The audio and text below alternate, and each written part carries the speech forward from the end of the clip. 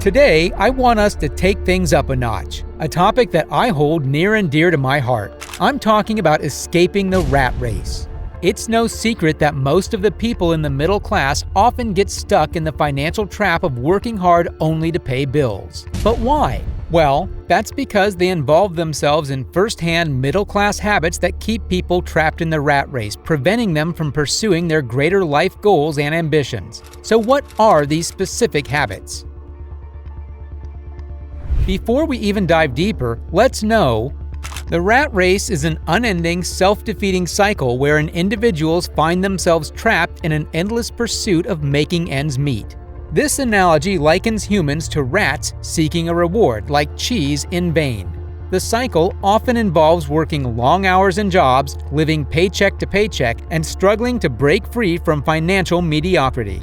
People stuck in the rat race tend to prioritize short-term gratification, such as accumulating consumer debt and buying liabilities, over adopting long-term wealth-building strategies like saving, investing, and acquiring cash-flowing assets. To escape the rat race, one must undergo a mindset shift and change their financial habits by prioritizing financial education. This entails understanding how money works, acquiring assets that generate passive income, and striving for financial freedom where passive income surpasses living expenses, liberating individuals from dependence on a job for survival.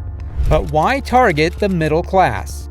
The middle class plays a vital role in society, contributing significantly to economic health and social stability. However, despite their crucial role, many middle-class individuals struggle to build wealth and achieve financial stability due to unfavorable money habits. Recognizing and overcoming these habits is essential to attain financial success. Well, let's explore those prevalent middle-class money habits, their consequences, and practical steps to break free from them.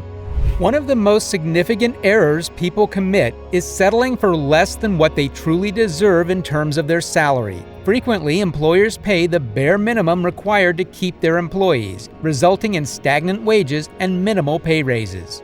How many people do you know whose employers haven't given them a raise at all, or if they have, it's something insulting like 3 or 4%, which is less than the rate of inflation?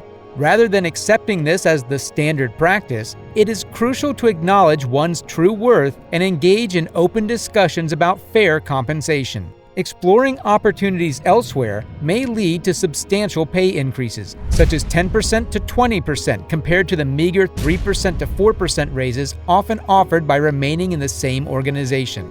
Now, you might have found the right job, and earning less than your true value may not be an issue for you, but a very common problem that's keeping you in the rat race. Spending more than you earn will inevitably lead to a constant state of financial hardship, keeping you trapped at your current economic level. Personal finance involves both defensive and offensive strategies.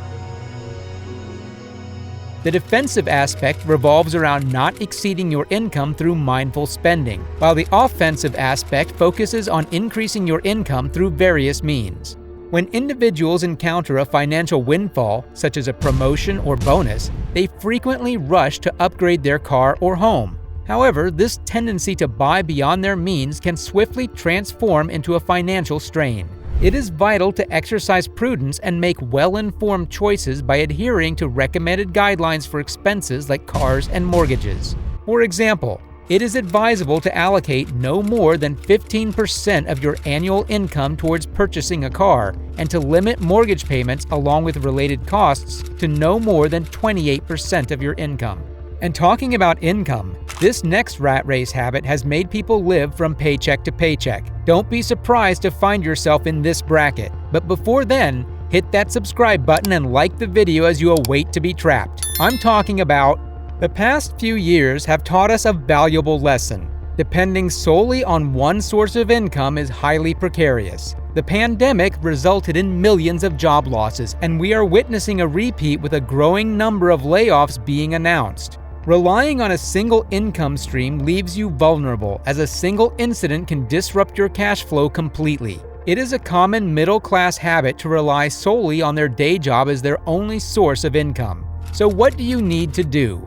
For this, I know you all know what to do about it. Escaping the rat race requires a crucial step. diversifying your income through side gigs, small business ventures, or investments in assets like stocks and real estate. By establishing multiple streams of income, you enhance your financial security and reduce reliance on a single employer. Now picture yourself playing a video game and relying on just one move or attack. It might work well for a while, but eventually you'll face tougher challenges that require different strategies, and you'll be left wishing you had more skills in your arsenal to succeed. The same principle applies to investing. If you rely on one source of income and unfortunately you lose that, then you lose the whole game. However, many of us fail to take action. By hesitating to invest regularly, we miss out on the opportunity to let that money compound and grow. In short, I'm talking about, even though people are aware that delaying investments can hinder long-term financial growth, saving for retirement is often overlooked. Investing early is crucial as it enables your money to compound over time, maximizing your potential for accumulating wealth. To begin, acquaint yourself with investment options. Teach yourself index funds and target date funds, which provide simplicity and diversification tailored to your retirement objectives. And as Naval Ravikant states in his book, you're not going to get rich renting out your time. You must own equity, a piece of a business, to gain your financial freedom. Moving on, perhaps it's understandable to neglect to invest in our financial literacy during our early 20s when we are busy enjoying life, dating, traveling, and indulging in expensive items. At this stage, the consequences of our limited financial knowledge may not be significant due to our relatively small financial responsibilities. However, if we persist with this mindset into our 30s and 40s and fail to make efforts to develop our financial literacy, it becomes increasingly challenging to reverse the situation. This lack of knowledge will have a lasting impact on the rest of our lives, affecting our financial well-being in the long term. It's essential to grasp basic financial concepts, such as understanding tax rules, knowing your income and expenses, and learning how to optimize your finances for maximum value. Unfortunately, these crucial aspects are not typically taught in schools, leaving it up to individuals to educate themselves. Otherwise, you will be stuck in a cycle of working for money without ever achieving true financial independence. Well, now you know how to take charge of your future, diversify your income, and invest wisely. And if you think it's too early, just ask yourself this: how much money am I losing by delaying my investments? Until next time, stay financially savvy and break free from the rat race.